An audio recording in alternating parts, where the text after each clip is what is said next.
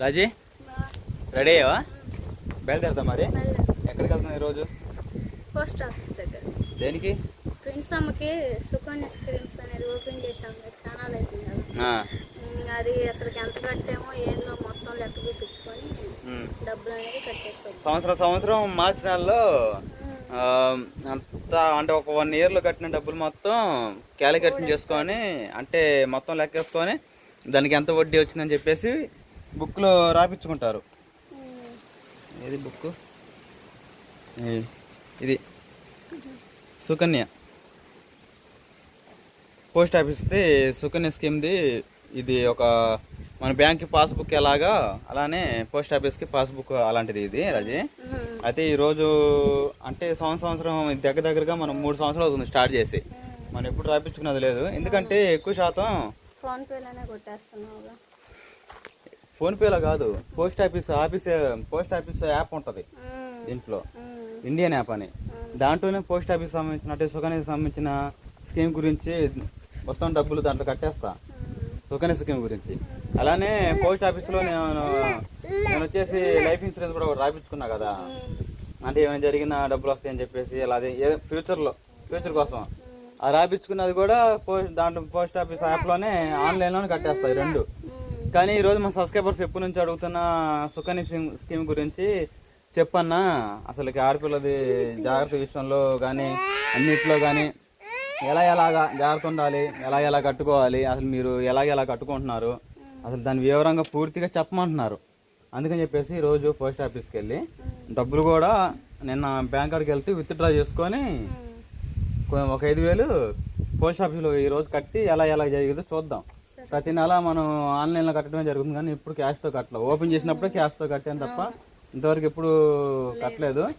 ఈరోజు మా సబ్స్క్రైబర్స్ కోసం పూర్తి డీటెయిల్స్, సుకన్య స్కీమ్ అంటే ఏంటిది, ఆడపిల్లకి ఎంతో ఉపయోగం, ఏంది ప్రయోజనం, ఎన్ని సంవత్సరాల తర్వాత మన చేతికి వస్తాయి, ఎన్ని లక్షలు వస్తాయి, అసలు ఏంది అన్నది పిల్లలకి చదువుకైనా లేకపోతే రేపు మ్యారేజ్కి విషయంలో అయినా అన్నిట్లో దేనికి ఉపయోగపడుతుంది అని చెప్పేసి పోస్ట్ ఆఫీసు భాస్కర్ సార్ అని చెప్పేసి సార్ కూడా ఫోన్ చేశాను, ఆఫీస్లో ఉన్నాడంట.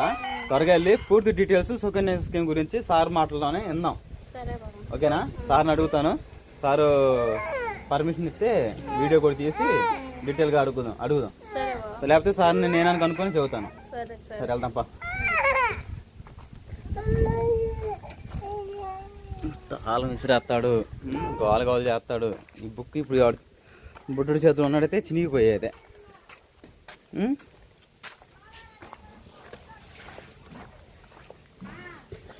నీవు నాకుండగా నీవే నా అండగా, నీవేనా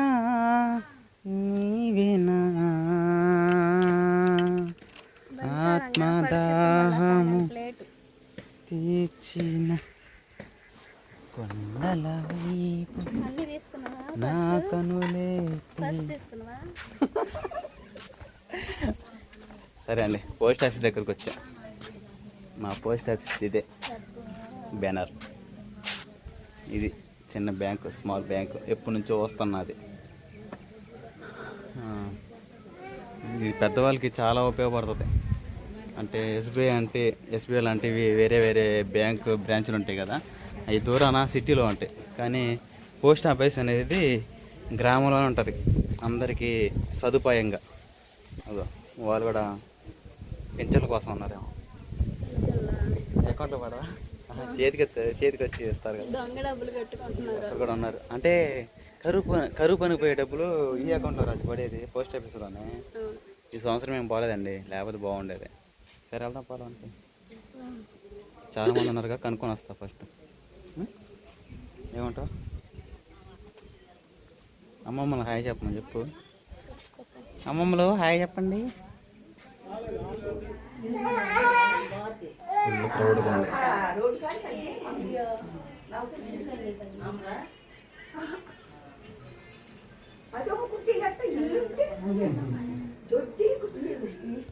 రాజీ ఏంటి? లైనింగ్ పాల ఎటు నుంచి వెళ్ళొచ్చు? పా మరి పోదాం. నడిచిపోయావా బండి వేసుకుని వస్తా? నడిచే పోదాం పా. ఏడాడా నడిపోనాడు బండి వేసుకుని వస్తాం. నువ్వు రాదు. ఇల్లు చాలా అప్డేట్ అయింది. వీళ్ళేగా చాలా బాగా చేశారే. చాలా బాగుంది. చాలా ఇది ఉందా? మంచిది మంచిది. ఇంకొక షాప్ ఉందిలేండి, అక్కడికి వెళ్దాం. చూసారా మొహం, రాజమోహం అప్పుడే మాడిపోయింది. పాప ఏందో మరి ఆస్తులు పోయింది అలాగే. ఆ కొట్టుకోళ్ళు లేకుండా ఉండాలి. ఓకేనండి, మనం అయితే పోస్ట్ ఆఫీస్ దగ్గరికి వెళ్ళొచ్చాం కదా, ఇండియన్ పోస్ట్ కాడికి వెళ్ళొచ్చిన తర్వాత అక్కడ ఫుల్ జనాభా అందరు ఎక్కువ ఉన్నారు. ఎందుకంటే కరువు పని పోయారు కదండి, వాడు సంబంధించిన కూలి పని డబ్బులు పడతాయి అని చెప్పేసి కొంతమంది స్కీమ్స్ కట్టుకునే వాళ్ళు కూడా ఉన్నారన్నమాట. ఇంకా ఉద్దేశం చాలామంది ఉండేసరికి అది కాక బొట్టుడు ఏడుస్తూ ఉన్నాడు. ఇంకా ఇబ్బంది పడుతున్నారే రాజీ అని బొట్టుడు అని చెప్పేసి ఇంటికి వచ్చేసాము. తర్వాత రాజకుమారి శారీ తీసుకుందాం, మ్యారేజ్ శారీ, దానికి సంబంధించింది పాలు, జాకెట్, బిట్టి ఏం ఉంటాయి కదండి, వాటికి సంబంధించిన అయితే రాజకుమారి తీసుకోవాలంటే ఏం క్యాన్సిల్ అయింది. తర్వాత ఇంటికి రావడం జరిగిపోయింది అన్నమాట. సరే అండి, ఈ విషయం పక్కన పెట్టేయండి.